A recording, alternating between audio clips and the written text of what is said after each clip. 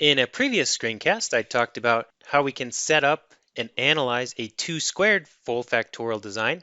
In this screencast, I'm going to show you how we can set up and analyze higher order full factorial designs. We're considering 2 to the k designs for k greater than or equal to 3 factors. So let's first look at what does a 2 cubed factorial design look like. This actually is a cube where we have 3 different factors, a, b, and c. On the left face of this cube, that's all of our experiments where A is at its low level. On the right side, A is at its high level. On the front face of this cube, B is at its low level. On the back of the cube, B is at its high level. And the bottom represents C being at its low level. The top of the cube, C is at its high level. We have 8 different treatment combinations. We could, if you wanted to, run replicates. So you could do n equals 2 or n equals 3 and so on.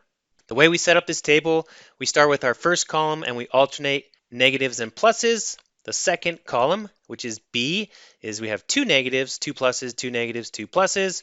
So these are coded variables. And finally, C, we have 4 negatives and 4 positives. And this is pretty typical of how we set up these full factorial designs. Similar to what we saw with the 2 squared design, each treatment can be represented by a combination of lowercase letters. When all of the factors are at their low levels, we represent this as 1 in parentheses. So we can put together equations to calculate the main effects. The main effect of A is essentially average of all of the responses on the right face and all of the responses on the left face. And we end up with the following equation. Again, if we have a replicated experiment, n will be greater than 1.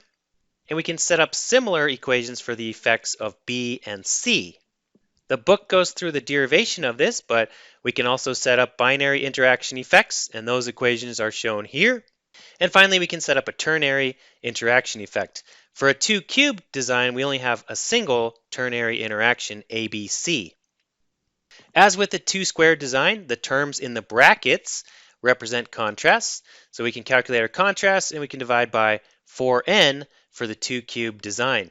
By the way, this will be important when we perform statistical analysis of these full factorial designs, but we can calculate the sum squared of an effect by using this equation.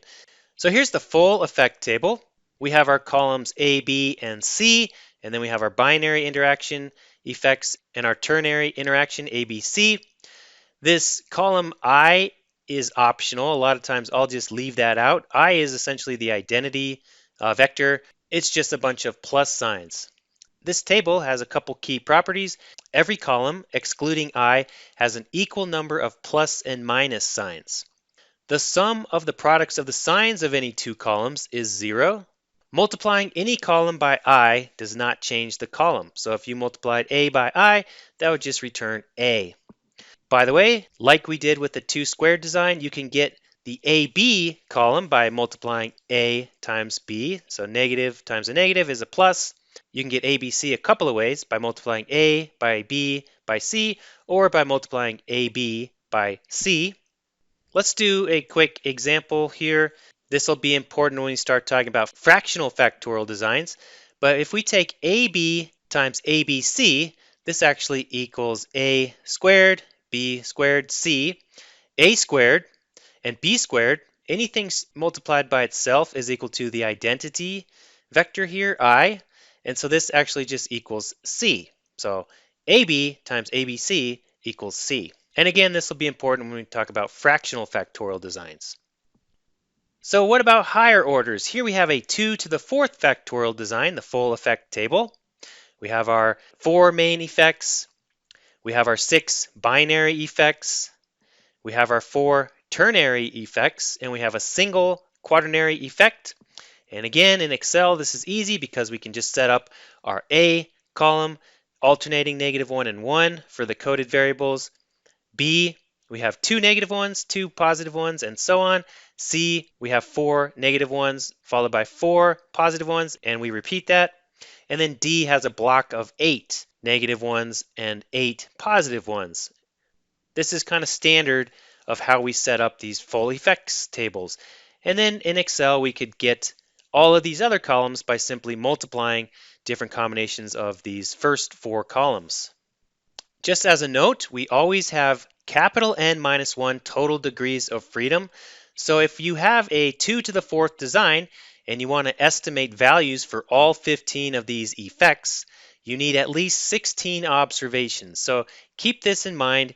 The higher order you go with your factorial designs, the more observations or experimental data you're going to need to collect.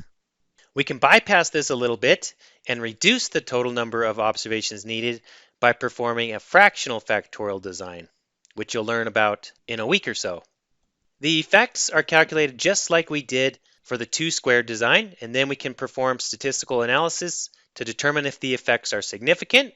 We set up our hypothesis test. The test statistic is identical to what we did earlier. We can calculate T naught by taking the effect divided by the standard error of the effect. The effect again is the contrast divided by n times 2 to the k minus 1. So this is for a full factorial design in general, where k is the total number of factors. The standard error of the effect can be determined by this equation. The easiest way to determine the standard error, sigma hat or sigma hat squared, the standard variance, is just to pool the variance. So it's the average of the variances of the treatment groups if they all have the same number of samples. If your treatment groups do not have the same number of samples, then it's a little bit different. You have to use this formula where you take the sum squared of the error and divide by 2 to the k times n minus 1. Once we've computed the test statistic, you compare to the t distribution with 2 to the k times n minus 1 degrees of freedom. If that test statistic is greater than a critical value, then you accept the alternate hypothesis and you say that the effect is significant and not equal to 0. Otherwise, you reject the alternate and fail to reject the null. There's no evidence that that effect is other than 0. A second approach for doing a statistical analysis for a full factorial design is to use ANOVA. This shows the ANOVA table for a 2 cube design. Each of our degrees of freedom for the effects, including binaries and our trinary, are 1. Error degrees of freedom, ABC times n minus 1.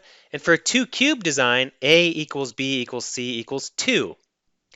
And the total degrees of freedom are ABC n minus 1. We can compute a mean squared for each of those by dividing sum of squares divided by degrees of freedom. And finally, we can compute the F statistic by taking the mean squares of that effect dividing by the error mean squares, just like we've done already for ANOVA. And then we could also calculate a p-value over here. There might be another column on your table that's the p-value. As I mentioned earlier, the sum of squared of any effect can be calculated using this equation where we square the contrast and divide by n times 2 to the k. SSE we can always calculate by taking all of our sum squared of the effects, and you might have more of these. For example, a 2 cube design, you're going to have a lot more effects in here, but you subtract all that from the total sum of squares to get SSE. And note for 3 factors, it's going to be a little bit different, and you can look these up, but the total sum of squared is given by this formula where we sum square all the observations and subtract the grand average squared divided by ABCN. And again, for a 2 cube design, A equals B equals C equals 2. In part 2 of this screencast, I'm going to work through an example where we're going to use the t statistic approach based upon the t distribution and also ANOVA to solve an example problem.